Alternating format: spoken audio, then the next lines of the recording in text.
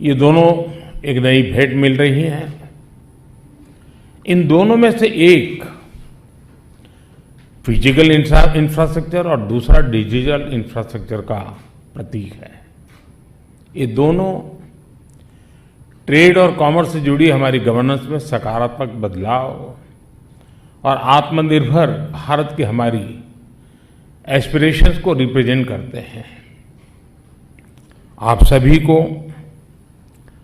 Trade और commerce से जुड़ी, एक्सपोर्ट से जुड़ी पूरी कम्युनिटी को और विशेष रूप से हमारे एमएसएमईज को भी आज के इस अवसर पर बहुत बहुत बधाई देता हूं। आज देश के पहले उद्योग मंत्री डॉक्टर श्यामा प्रसाद मुखर्जी की पुण्यतिथि है। उनकी नीतियां, उनके निर्णय, उनके संकल्पों की सिद्धि स्वतंत्र भारत को दिशा देने में बहुत अहम रहे हैं। आज देश उन्हें अपनी विनम्र श्रद्धांजलि दे रहा है। साथियों, मुझे विश्वास है कि नए वाणिज्य भवन में आप एक नई प्रेरणा, एक नए संकल्प के साथ प्रवेश कर रहे हैं। ये संकल्प ईज ऑफ डूइंग बिजनेस का है और ईज ऑफ डूइंग बिजनेस के माध्यम से ईज ऑफ लिविंग का है। और इस दोनों के बीच की जो कड़ी है वो है ईज ऑफ एक्सेस। सरकार के साथ संवाद और सरकार की सुविधाओं के लिए एक्सेस में किसी को भी असुविधा न हो, ऐसा ईज ऑफ एक्सेस देश की प्राथमिकता है। देश के नागरिकों को बेसिक सुविधाओं का एक्सेस हो, बैंकिंग में एक्सेस हो, सरकारी नीति निर्माण में एक्सेस हो।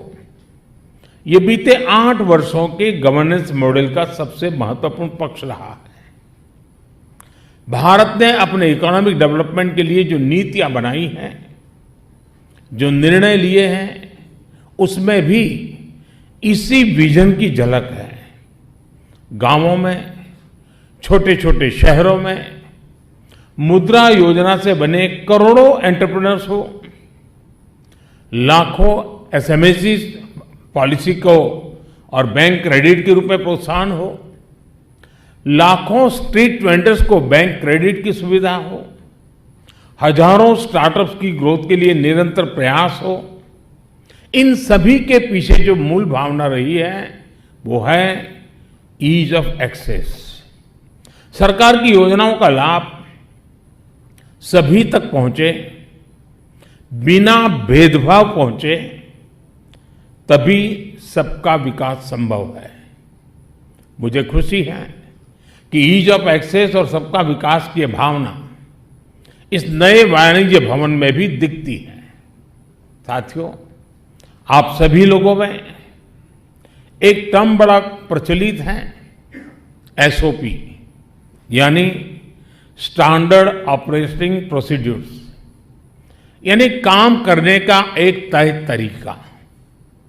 पहले सरकारों का एसओपी समझा जाता था कि सरकार कोई प्रोजेक्ट शुरू करती थी, लेकिन वो तैयार कब होगा इसकी कोई गारंटी नहीं होती थी। राजनीति स्वार्थ के लिए घोषणाएं कर दी जाती थी, वो पूरी कब और कैसे होगी इसको लेकर गंभीरता नहीं होती थी।